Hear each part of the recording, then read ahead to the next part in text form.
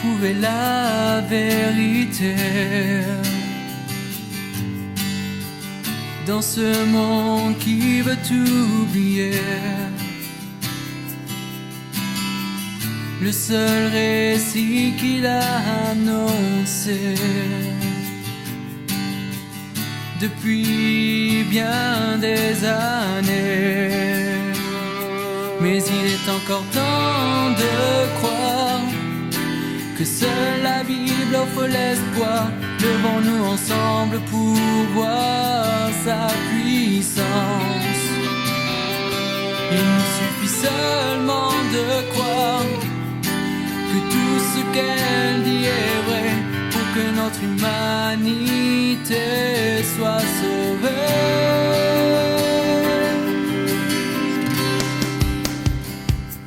Car elle seule est la vérité, elle seule peut nous éclairer, car seul celui qui l'a inspiré peut vraiment nous libérer. Prendre nos places. Ce matin que le Seigneur a fait pour nous. Et ces bénédictions sont déjà dites et elles sont présentes sur nous, sur un chacun de nous. Amen. La Sainte Seine, c'est un moment où nous nous souvenons de ce que le Seigneur a accompli sur la croix. Amen. Et nous faisons cette alliance avec Jésus au travers le corps, son corps, au travers son sang. Et comme tu as pris son corps, tu as bu son sang, les maladies sont parties. Tu es guéri au nom de Jésus. C'est pourquoi notre conscience ne doit pas être affaiblie. Nous ne pouvons pas avoir une conscience affaiblie. Pourquoi? Parce que nous reconnaissons par la foi que cette œuvre qui a été accomplie, elle a été accomplie pour nous libérer. Amen. C'est pourquoi nous devons adopter désormais un comportement digne devant le Seigneur. Parce que nous reconnaissons que nous sommes plus faibles dans notre conscience. Et par la foi, nous avons acquis une certaine puissance de Dieu en nous. Et donc, nous devons changer de comportement. Et c'est pourquoi ce matin, nous allons parler d'un sujet qui concerne la crainte de l'Éternel. La crainte de l'Éternel. Parce que notre conscience n'est plus affaiblie. Nous allons adopter un modèle de marche, un modèle de vie. Alléluia. En Jésus, en marchant dans sa crainte. Alléluia.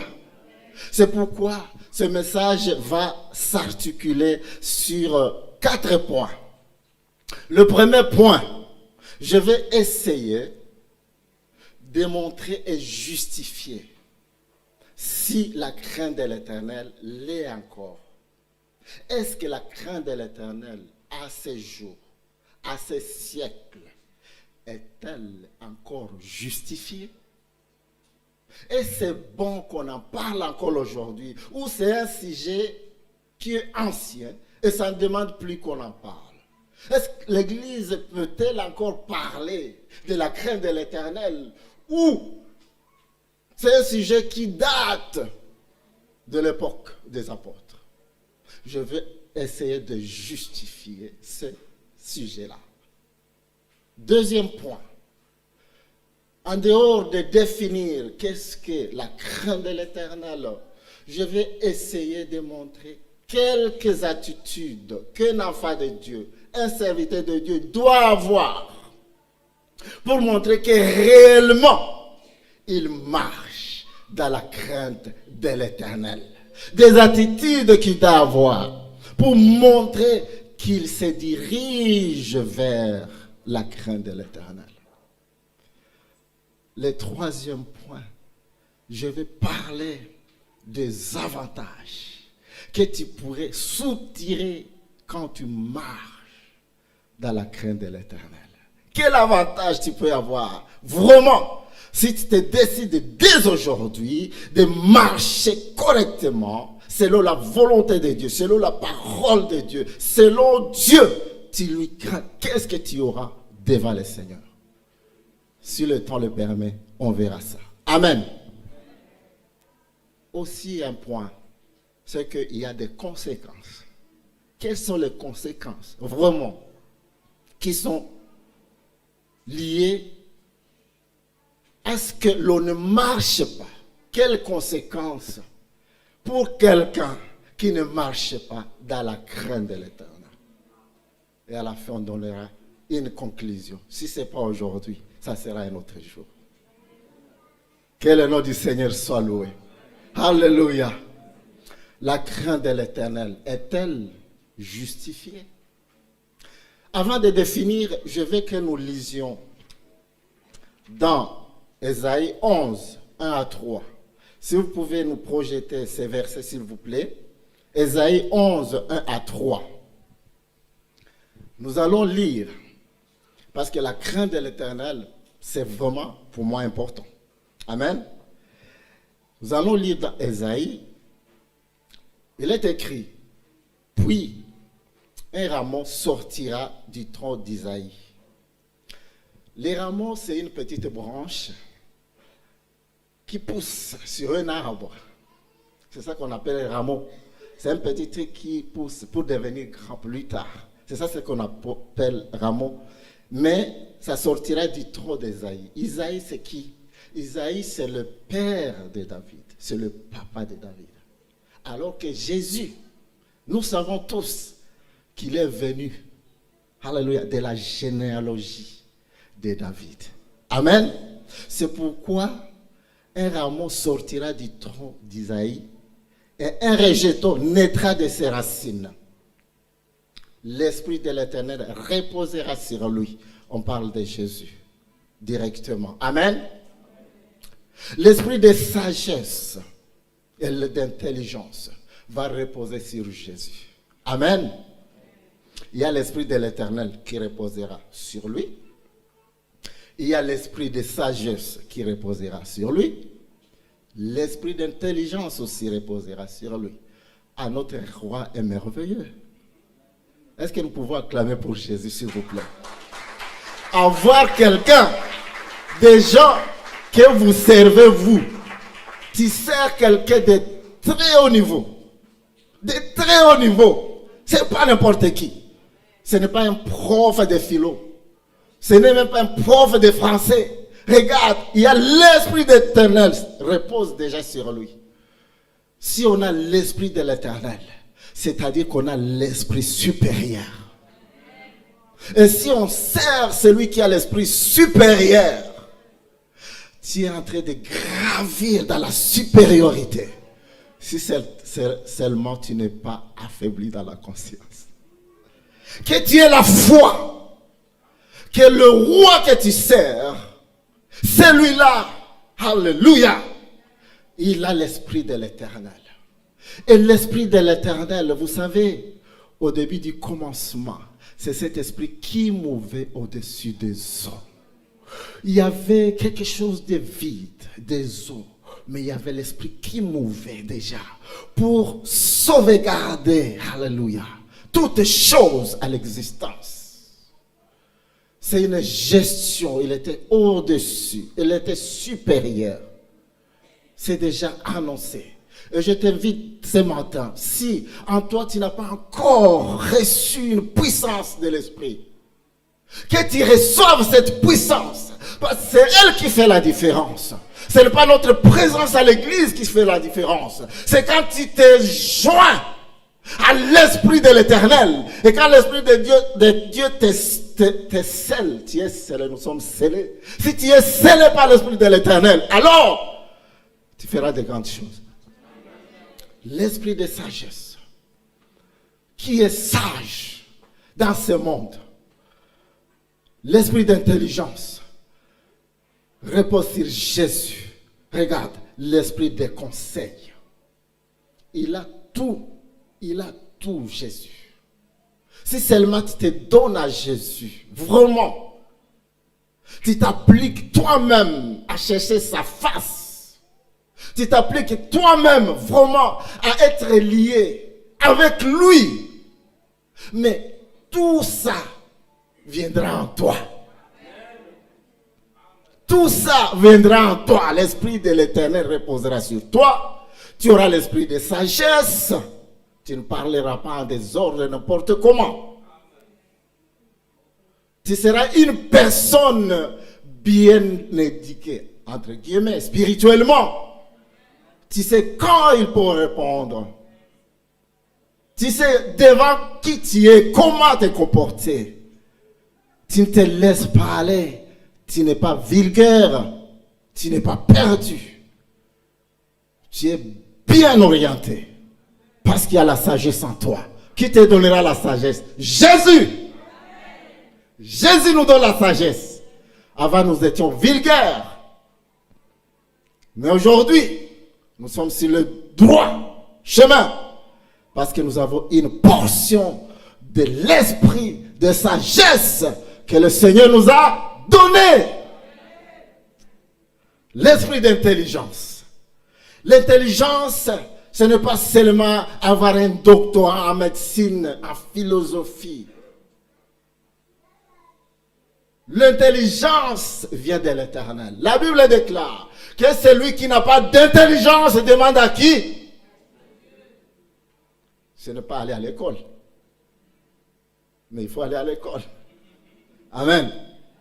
L'esprit de conseil. Qui est un bon conseiller? Conseiller ses enfants. Conseiller son époux. Conseiller son épouse. Conseiller ses parents. Conseiller ses voisins. Est-ce que tu es sollicité comme conseiller? Un enfant de Dieu, quelqu'un qui a la crainte de l'Éternel dans sa vie, c'est-à-dire qu'il a ses attributs de Jésus en lui, et Dieu nous donne une capacité en sagesse pour conseiller les gens. Et tu peux être le dernier de la famille, mais aucun conseil ne se fait si tu n'es pas dedans. Parce que Dieu a mis l'esprit de conseil en toi. Et quand tu parles, la parole est saisie. Et elle est poignante. Touche le cœur. Et tout le monde est prêt à t'écouter. Alléluia. Crée l'Éternel. Et tu verras comment il va changer ta vie. Ne reste pas le même. Ne reste pas dans la religion. Alléluia. Viens à l'église pour la cause de Christ. Et l'amour de Dieu en toi t'amène à l'église pour le louer. Et la crainte de l'Éternel qui est en toi, alléluia, fera à ce que tu viennes adorer en esprit et en vérité. Et tu vas bénéficier des choses de Dieu. Parce que nous sommes ici, c'est pas pour perdre le temps. C'est pas parce que nous n'avons rien à faire. Nous sommes venus parce que nous connaissons que nous avons le roi qui mérite toute louange. Le roi qui mérite tout honneur. Le roi des rois. Le seigneur des seigneurs. Les narcisses des Saron. Les rejetons de David. Comme on l'appelle. C'est lui que nous sommes en train de parler ce matin. Il a l'esprit de force. Nous n'avons pas reçu l'esprit de timidité. Tu peux être timide naturellement. Mais ça n'a rien à voir avec l'esprit. Quand l'esprit de Dieu vient en toi, malgré ta nature, Dieu te donne une nouvelle nature. Alors que tu étais timide, il te donne l'esprit de force. Et l'esprit de puissance. Moi-même, dans ma nature, je suis timide. Je parle peu. Parce que je n'ai pas d'argument, souvent. Mais quand l'Esprit de Dieu est là, on n'est plus là la nature naturelle. On devient et on vient dans la nature spirituelle. Tout est esprit. Alléluia. L'esprit de connaissance. La crainte de l'Éternel, c'est le commencement de la science. La science, c'est ça, la connaissance. La crainte de l'Éternel, c'est le commencement de la science. Alors, il mettra en nous l'esprit de connaissance. Alléluia. Tu veux avoir la connaissance biblique, la parole de Dieu. Alléluia. Viens à Jésus. Viens à Jésus, il va t'enseigner, il va te donner la connaissance. Le monde aujourd'hui est dirigé par les gens qui ont de la connaissance. Mais nous sommes là pour avoir la connaissance aussi spirituelle et la connaissance scientifique. Nous devons avoir les deux. Alléluia. C'est pourquoi s'il y a des étudiants, nous les encourageons. Allez étudier. Étudier. Alléluia. Il faut maîtriser la science. Il ne faut pas abandonner les études. Oh, jeunes, ce matin, n'abandonne pas les études. Et ne dis pas, oh, le diplôme ne me servira en rien. Je te dis ce matin que le diplôme te servira en quelque chose. Et n'abandonne pas. Mais au-delà de cela, connaissance spirituelle. Alléluia. Connaissance spirituelle. Et là, tu seras équipé. Quand tu parleras avec des médecins, tu auras non seulement la connaissance de tous les autres qui se trouvent dans le corps humain, il y en a plus de 300. Tu les maîtrises et tu maîtrises leur fonctionnement. Et tu parleras de la grâce de Dieu. Comment la parole de Dieu, c'est l'épée qui est capable de venir, n'est-ce pas? Allez, entrer pour séparer jointure et moelle. Médecine interne spirituelle. Alléluia! Tu maîtrises. Et c'est très important. Alléluia! Il respirera la crainte de l'Éternel. Il est l'incarnation de la crainte de l'Éternel. Jésus est l'incarnation de la crainte de l'Éternel. Nous ne pouvons pas parler ce matin de la crainte de l'Éternel si nous ne parlons pas de Jésus. C'est Jésus qui est le commencement de toutes choses. Le commencement était la parole. La parole était avec Dieu. La parole était Dieu. Nulle chose n'a été fait sans zèle. C'est Jésus qui est la parole. Maintenant, si tu n'as pas encore reçu Jésus, ça ne sert à rien que je te parle de la crainte de l'Éternel. Parce que tu n'es pas entré dans la phase de cette crainte. Et pour entrer dans cette phase de la crainte, entre en Jésus, qui est l'incarnation même de la crainte de l'Éternel. Si tu n'as pas encore cru en Jésus, tu ne l'as pas encore reçu comme ton propre Seigneur et Sauveur, si tu es encore dans le péché, dans le mal, et que Jésus n'est pas encore dans ta vie, même si tu as déjà fait des années à l'église, ce matin c'est un appel pour que tu viennes en Jésus. Quand tu viendras en Jésus, en toi il y aura l'Esprit. Parce que la Bible déclare, nul ne vient. Toute personne qui est venue en Dieu, il a été attiré par Jésus. Donc son esprit nous attire. Quand son esprit nous attire, il nous donne des portions d'esprit. L'esprit de crainte de l'Éternel. S'il y a quelqu'un qui veut recevoir Jésus ce matin, la porte est ouverte. La place, elle est là. C'est aujourd'hui que vous nous suiviez des réseaux sociaux ou que vous soyez présents ici. Jésus vous appelle et il vous aime. Il a donné sa vie pour vous. Il veut vous sauver et vous libérer. Alléluia. Il respirera. Que Dieu nous aide, nous, à respirer la crainte. C'est pourquoi la crainte de l'Éternel est justifiée vraiment. Donc il faut en parler. Parce que Jésus lui-même, c'est l'incarnation de la crainte de l'Éternel. il ne jugera point sur l'apparence. Et il ne prononcera point sur le oui-dire.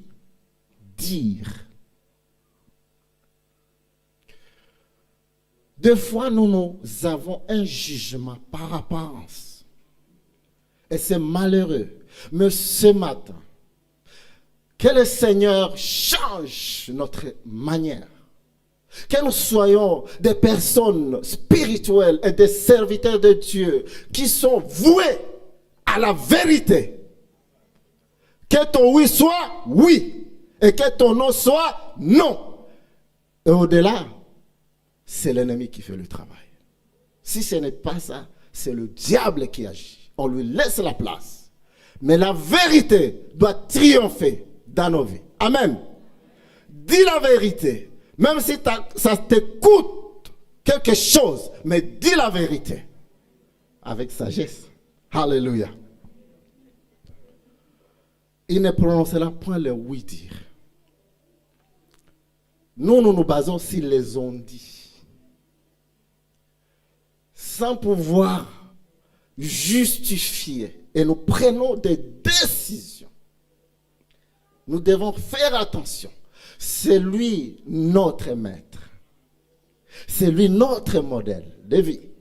Et donc, nous devons pas juger seulement parce que je vois une personne, je néglige la personne. Ça, c'est le préjugé. Tu dois éviter ça. Amen. Comme il n'y a pas assez de temps, ce verset seul suffit pour justifier qu'il est important de parler de la crainte de l'Éternel. J'en avais autre 4. Je passe à la définition. Si vraiment c'est justifié que nous devons craindre l'Éternel jusqu'à présent, et que l'Église doit parler vraiment de la crainte de l'Éternel et insister, qu'est-ce que signifie la crainte de l'Éternel? Alléluia!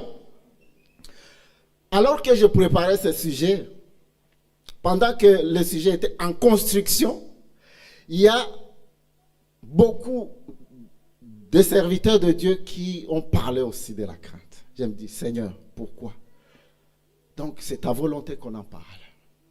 C'est pourquoi je vais vous conseiller d'aller lire un article sur le site de l'Église. Il y a la partie 1, la partie 2, la crainte de l'Éternel, qui a été écrite par le pasteur Antonio. Et dans la prière matinale de jeudi, l'homme de Dieu avait aussi insisté, le pasteur Emmanuel insistait sur la crainte de l'Éternel. Amen.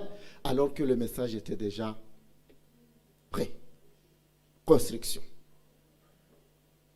Qu'est-ce que signifie la crainte de l'Éternel? Chacun peut donner une réponse.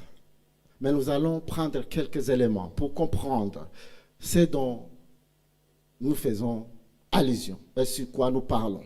Qu'est-ce que signifie la crainte de l'Éternel? Beaucoup essaie de faire une petite confusion entre la crainte et la peur. La peur, beaucoup confondent la crainte et la peur. Mais c'est normal et c'est presque la même chose. Mais ce n'est pas la même chose. Pourquoi? Parce que la peur, elle, c'est un fait physique et qui se produit en un instant T. C'est-à-dire que la peur est spontanée. La peur, c'est quelque chose qui te froisse. Et voilà, tu as peur. Et ça joue sur le physique. Tandis que la crainte, elle est d'ordre intellectuel. Elle touche plus l'intellect, la crainte. Elle est plus continuelle. Elle n'est pas spontanée, elle est continuelle. Scientifiquement, spirituellement. La crainte, quand on parle de la crainte spirituellement, c'est-à-dire que nous avons un certain respect profond de la personne. Si je dis que je crains quelqu'un, c'est-à-dire que je n'ai pas peur de la personne. Non. Mais j'ai de la considération profonde en cette personne. De façon que je ne peux pas dire et faire n'importe quoi devant la personne parce que je les respecte ou je les respecte profondément. Je pense que ça va jusque-là. Alors, la crainte de l'Éternel, c'est-à-dire que nous arrivons à accorder la priorité à Dieu dans toute notre vie. Nous arrivons à accorder la priorité à Dieu dans toute notre vie et dans tous les domaines de la vie. C'est ça, craindre Dieu. Ce n'est pas avoir peur de Dieu. Quelqu'un a eu peur, c'est Adam quand il a péché. Il a eu peur, ce n'était pas une crainte. Il a eu peur, il a fui parce qu'il a péché. Mais quand on a la crainte de l'Éternel, c'est-à-dire que il y a une considération profonde et plus respectueuse envers notre Dieu. Quand nous avons cette crainte de l'Éternel, c'est-à-dire que nous sommes à même de lui plaire, faire ce qui plaît à notre Dieu et faire sa volonté. C'est ça, craindre l'Éternel. Craindre l'Éternel, c'est-à-dire nous avons un désir profond de lui obéir. Ça, c'est la crainte de l'Éternel. Si en toi, tu as un désir profond en toi-même, sans que personne ne soit derrière toi, mais tu te fixes un cap. J'ai un désir profond. J'ai le désir de moi-même, de manière profonde. Je vais obéir à Dieu. Je vais vraiment marcher selon sa volonté. Là, tu es dans la crainte. Alléluia. C'est là qu'on parle de la révérence. Révérence. Vénérer Dieu. Alléluia. Et d'autres maintenant qui ne croient pas au Dieu véritable, ils font l'idolâtrie. L'idolâtrie, c'est-à-dire vénérer un Dieu qui ne l'est pas. C'est ça l'idolâtrie. C'est-à-dire vous adorez autre Dieu que le vrai. Vous vénérez ce Dieu-là. Mais nous partons dans cet amour immense que nous avons envers Dieu pour faire ce qu'il est. Amen. Ce qu'il veut. Alléluia. C'est ça la définition. Ce n'est pas la peur. Il ne faut pas avoir peur de Dieu. Jamais peur de Dieu. Mais il faut avoir cette conscience vraiment qui est purifiée que Dieu est amour. Dieu est amour. Il est compatissant envers moi. Et il m'a sauvé. Comme il m'a sauvé, mon devoir à moi, c'est chercher maintenant comment marcher dans ce voie. C'est ça, craindre l'Éternel. Alléluia. Amen. Maintenant, qu'est-ce qui peut montrer réellement et des attitudes que nous devons avoir pour montrer que nous marchons dans la crainte de l'Éternel? Je commence à citer. Amen. Et la première chose, c'est que il faut donner, je vais le lire, remettre Dieu à la première place dans sa vie. Amen. Si vraiment tu commences là à dire, moi, ma vie ne doit pas être désordonnée, je ne dois pas vivre pour moi-même, je dois vivre pour Dieu. Alors, le premier signe vraiment qui montrera que tu veux que Dieu vraiment soit le top dans ta vie, la première chose, c'est qu'il faut lui remettre à la première place dans ta vie. Et nous lisons Colossiens 3, 17. Colossiens 3, 17. Colossiens.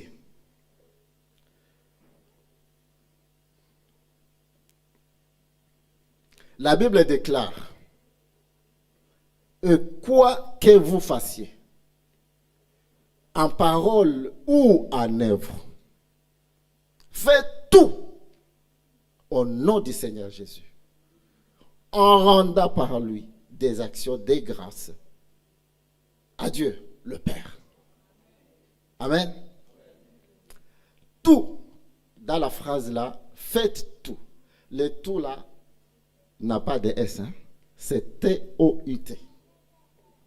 Pour les francophones, ceux qui étudient la langue française, ils connaissent la nature de tout et la fonction de tout dans une phrase. Ici, le tout, c'est que vous avez une liste qui n'est pas exhaustive. Donc, tout ce que tu peux avoir dans ta vie, c'est Jésus. Rien sans Jésus. Là, si tu commences comme ça, tu commences la crainte. Ça, là, si tu commences à craindre Dieu. Alléluia. Tout ce quoi que vous fassiez, en parole ou en œuvre, vous parlez, vous agissez. Faites tout, T-O-U-T, je répète, au nom du Seigneur. Alléluia. T-O-U-T. T-O-U-T. Amen. Je passe. Tu as compris que tout alors, parole, œuvre, acte, action, œuvre, tout sauf rien. Tout sauf rien. Nous lisons 1 Corinthiens 10, 31. 1 Corinthiens 10, 31.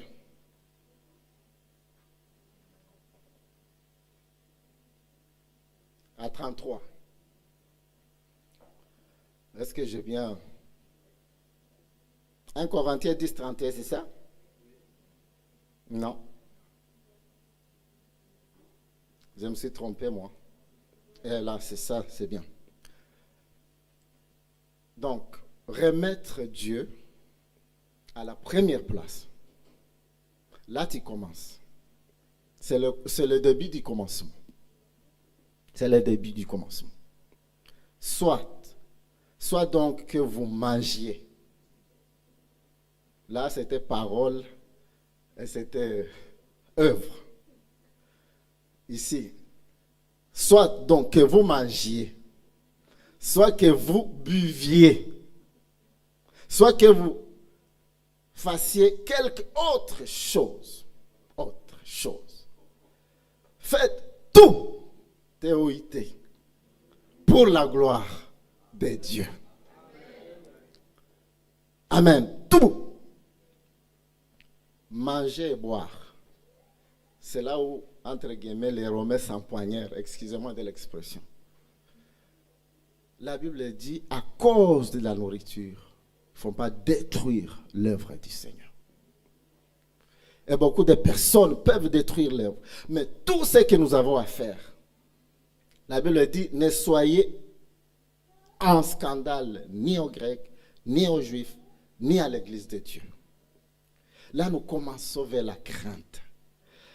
Nous ne sommes pas des pierres d'achoppement pour nos bien-aimés, pour nos frères. Nous devons éviter cela. Amen. Nous devons, comme il a été dit, vraiment considérer nos bien-aimés. Ils ont été rachetés à un grand prix par le sang précieux de Jésus. Et la Bible dit que si quelqu'un pourrait tomber ou faire tomber quelqu'un, qu'on prenne une mêle, qu'on l'attache dans son cou, qu'on le jette dans l'eau, qu'il soit invisible. C'est-à-dire, nous avions été rachetés, il ne faut pas en perdre une personne. C'est à nous, vraiment, de nous unir, afin de faire tous la volonté de Dieu jusqu'à ce que le Seigneur vienne et nous rencontre tous prêts pour partir. C'est ça le terminus. Amen. Quelle attitude il faut avoir vraiment pour montrer que tu marches avec Dieu? Il faut abandonner le péché. Et les péchés sont cités, je vais les citer. Il faut abandonner le péché. Et là, il est visiblement vu que tu marches dans la crainte de l'Éternel, si vraiment tu abandonnes le péché. Mais si dans ta vie, tu es toujours faiseur de péché, tu n'as pas de crainte ni de remords, là, c'est grave. Il faut abandonner le péché et il faut marcher dans la sanctification. La Bible dit, dans Galates 5, 19, c'est verset qu'on connaît tous, « Or, les œuvres de la chair, 5, 19, 21, sont manifestes. » Quelles sont ces œuvres qui montrent que nous ne sommes pas vraiment dans la volonté de Dieu, dans sa crainte? C'est quand nous sommes encore dans l'impudicité. Si tu es sûr que tu es encore dans l'impudicité ce matin, la parole est donnée, il faut que tu abandonnes l'impudicité. L'impudicité, ce n'est pas la volonté de Dieu. Et Dieu ne sera pas à même de parler avec toi alors que tu es encore dans l'impudicité. Si tu trouves que tu as une femme qui n'est pas tienne, il faut abandonner. Et il faut régulariser ta situation. Même si Jean-Baptiste en est souffert et que sa tête a été coupée parce qu'il a dit la vérité, il a dit au roi, abandonne l'impudicité. Ce n'est pas la volonté de Dieu. Et sa tête est partie, malheureusement. Mais la vérité est toujours là. Nous devons abandonner. Si tu n'as pas encore cette capacité d'abandonner l'impudicité, et vraiment tu es lié de façon que les démons sont déjà à un nombre presque illimité en toi, ce n'est plus toi qui agis, c'est les esprits. Il y a la puissance de Dieu qui est capable de te rendre libre.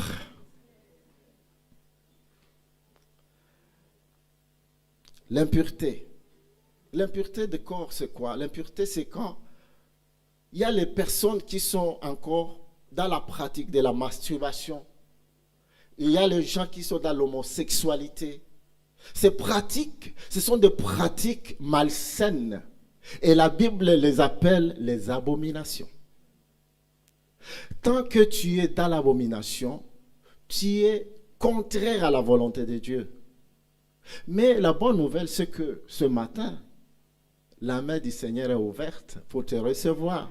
Surtout te pardonner et réinscrire ton nom dans le livre de vie. C'est ça la bonne nouvelle. Ce n'est pas une utopie, c'est vrai si tu le décides. Et je t'appelle à cela vraiment. Alléluia. Il va nous pardonner l'idolâtrie. Il y a les gens qui, jusque-là, côtoient les petits marabouts. Tu ne dois pas côtoyer des petits marabouts, des voyants. Non, des médiums. Médiums. Non. Tu as un Dieu supérieur à ces petits. Ton Dieu est grand plus que ces petits-là. Oui, peut-être que nous le faisions parce que nous n'avions pas encore cru en Jésus. Mais maintenant que nous avions cru et que nous venons à l'église, on n'a plus droit à aller côtoyer les petits alors qu'il y a le grand. Mais décide-toi, laisse les petits, viens dans le camp de grands. Jésus est là pour toi. Il te donnera. Tu as vu ce qu'il est là? Il est grand. La magie. Tous les livres que tu as et les livres que tu es en train de lire qui ont la capacité d'envoûtement, d'enchantement, ces livres doivent être brûlés. Si tu as des livres où tu es initié à la magie, ce matin, il y a la grâce du Seigneur. C'est que on prendra et les livres, on les brûlera. On priera pour toi. Tu seras libéré. Tu seras libre. La Bible dit, quand vous connaissez Jésus, il vous rend libre. Il vous rend libre des péchés. Ce matin, c'est la bonne nouvelle. S'il y a quelqu'un qui détiendrait un livre ou qui est à une initiation, peut-être involontaire, mais il se trouve que non, ça ne va pas vraiment dans les choses, là, ça ne va pas. Il y a le bureau du pasteur, vous allez passer de l'autre côté. Les pasteurs sont là, le groupe d'intercession est là. On va imposer les mains et tu rentreras chez toi libre. Libre. Alléluia. Je vais m'arrêter par ici. Je ne sais pas pourquoi, mais je m'arrête. On avait beaucoup de points. Je vais citer tout et puis je m'arrête.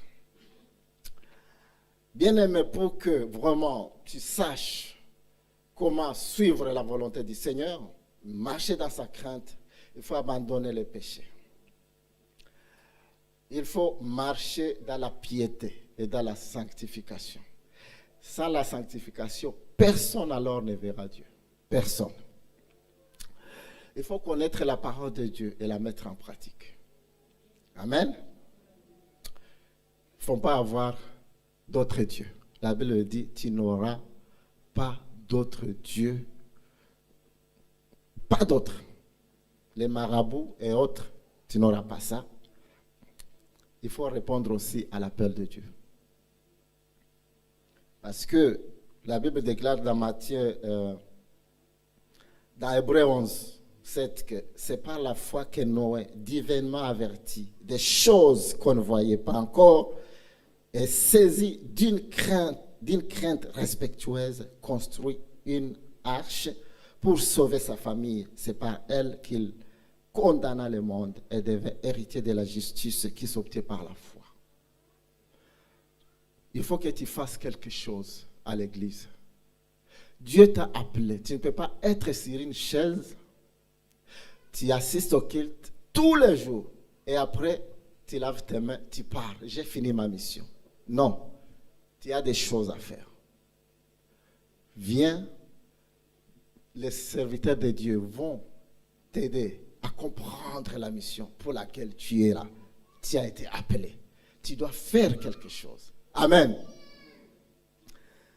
Bien-aimé, il y a les avantages. Les avantages pour quelqu'un qui va craindre le Seigneur, je prêcherai encore sur ça. Comme il n'y a pas assez de temps, la première des choses que tu auras, c'est que tu seras inscrit dans le livre des souvenirs de Dieu. Et ça, c'est écrit dans Malachie 3,16. Tu seras inscrit dans le livre des souvenirs. Si seulement tu décides d'aujourd'hui que non, ma vie ne doit pas être moitié-moitié, 50-50. Non, c'est totalement en Jésus. Totalement en Jésus. Je suis plein en Jésus. Je suis plein. Je me jette dedans dans Jésus. Tu prends cette décision. Tu n'es pas, quand tu es ici, c'est bon. Là, au travail, dans les quartiers, c'est autre chose. Non. Non, on ne doit pas être tiède. Parce que si on est tiède, on est vomi, malheureusement. Mais on doit être chaud en Jésus. Chaud en Jésus. Avoir la joie du salut que nous avions reçu gratuitement. Amen. Tu seras inscrit dans le livre des souvenirs. 2, le Seigneur se révélera à toi. Il te donnera ses secrets. Tout ça, c'est écrit. Si après que vous pouvez me voir, vous prendrez tout ça, il va augmenter vos jours de vivre. Il va augmenter vos jours de vivre. Il y aura une gloire de Dieu qui se manifestera dans ta vie. Quand il parlera de Jésus, l'Esprit de Dieu descendra sur toi parce que tu deviens la réserve de l'Éternel. Je me limite par ici. On ne peut pas tout faire. Amen. Nous allons nous mettre debout, nous allons prier. Nous allons demander à notre Seigneur, je vais être scellé par le Saint-Esprit. C'est ce que tu vas demander. Par rapport au message d'aujourd'hui, je veux être scellé par le Saint-Esprit. Tu demandes avec insistance. Et Dieu libérera une puissance en toi. Parce que c'est avec Jésus que nous pouvons. Nous ne pouvons rien sans lui. Amen. Nous ne pouvons rien sans lui. Ce n'est ni par la force, ce n'est ni par l'intelligence que nous pouvons y arriver. Mais c'est par l'Esprit de Dieu, dit Zorobabel. L'Esprit de Dieu va t'aider. Nous allons chanter, bien-aimé. Et l'Esprit de Dieu viendra te donner cette grâce. Parce que c'est en lui nous avons le vouloir et le faire. C'est en Jésus que nous avons le vouloir et le faire. C'est lui qui nous donne ce vouloir et ce faire même. Tu vas demander la grâce de Dieu. Si tu sais que tu n'as jamais reçu Jésus, tu viendras, on priera pour toi, pour que tu reçoives Jésus. Mais avant tout, est-ce qu'il y a quelqu'un qui veut recevoir Jésus pour la première fois dans sa vie? Y a-t-il quelqu'un qui veut recevoir Jésus pour la première fois dans sa vie? Vous pouvez mettre la main. Lève la main. Alléluia. Ceux qui veulent recevoir Jésus vont venir ici. Venez s'il vous plaît. On va prier pour vous. S'il y a des personnes, venez devant. Les serviteurs de Dieu vont venir prier pour nos bien-aimés. Si tu es là, la Bible déclare, le salut c'est aujourd'hui. Et si le Saint-Esprit vous parle, n'en dire si ce n'est pas vos cœurs. Alors aujourd'hui c'est le jour du salut. Alléluia. Nous allons prier, bien-aimés, pendant que nos bien-aimés chantent.